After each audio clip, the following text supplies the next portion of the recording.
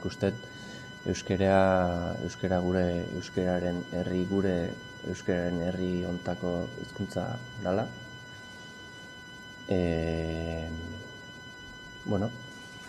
Nik uste gaur egun, badakigu euskarak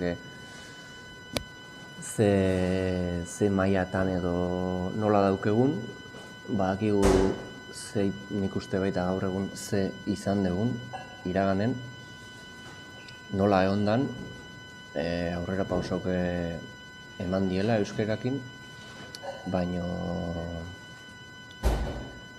euskararen herri euskaldun bat nahi balin badegu, nik uste euskara jakin behar dela eta dakinak erabili behar dela.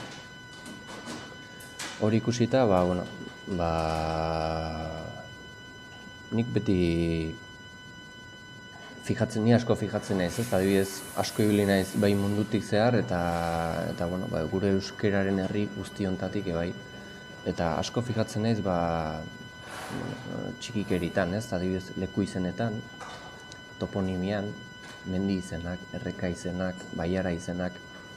Eta esango nuke, gure herri honen 80% gaur egun ere, 2025 urte honetan, 80% hizkuntza hortan daula, oraindik ere idatzita. Eta horrek, hor zea bat dago, oinarri bat, muin bat, eta zergati bat ere badauke. Eta